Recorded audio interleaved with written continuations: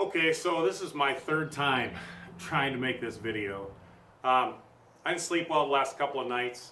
The things currently going on in our country are disturbing me in all sorts of different ways. And I'm not going to go over the particulars of what individual incidents, there are so many. But after I got up this morning and was kind of doing my own morning routine, there were some verses that just started to ring in my mind, and it's the story of King Solomon and the two harlots. And that can be found in 1 Kings chapter 3, starting in verse 16. King Solomon has two women that come to him, two harlots, and they were living in the same house together, and they had babies at similar times, so they both had children. It was just the two of them in the house. And one rolled over on hers in the night, and the baby died.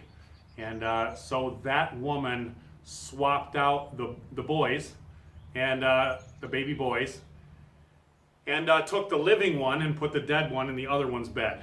And so the one woke up and noticed that it appeared that her son was dead, and she was very upset. And then she looks at the baby closer and realizes this was not her son.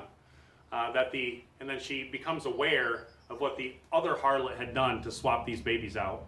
So they come to the king with a dispute over whose child is this baby, the one that's living, because they're disputing whose child it is.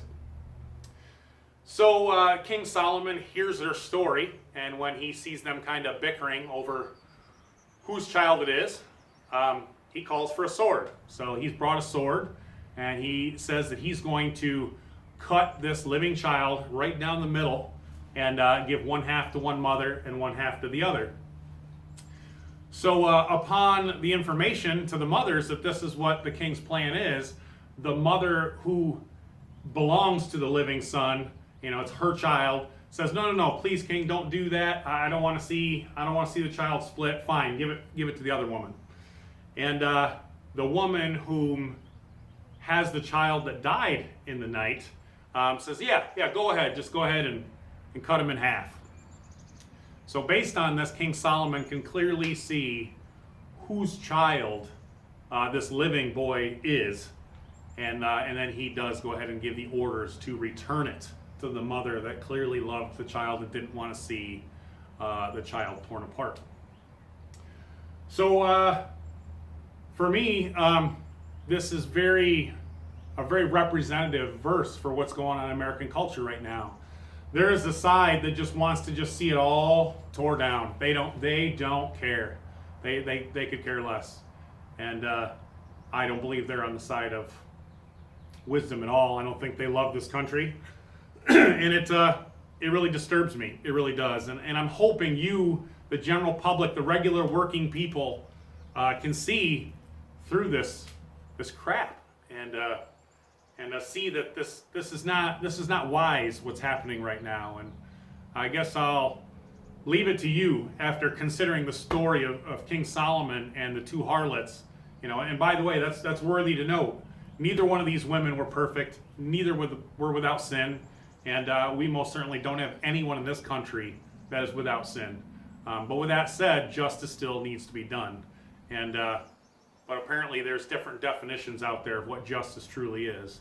But one thing I can tell you for sure is I do love this country. It might not be perfect, but it is certainly, in my opinion, by and large, has been more opportunity and more liberty in this country than anywhere else in the world.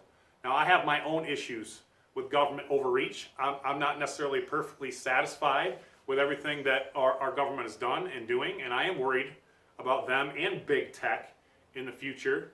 I truly believe what's going on right now, a lot of it, even though there's a bunch of different people involved, I believe it's political. We're in an election year, and we're a bunch of people, and with a bunch of people comes sin, so it's never going to be perfect. Utopia does not exist, until Christ returns. Let's just be clear on that. There is no such thing as utopia until Christ returns. You are not going to make a perfect human civilization, but let's try to improve this one the best that we can, but this is not the way. Come on.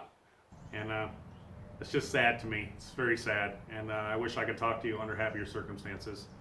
I guess I'll see you later, and hopefully next time it'll just be work. just projects to share, things that we care about that we just want to share with one another. I wish the rest of the country would just get together and talk to each other and recognize we're all image bearers of God. All right, I'll see you guys later.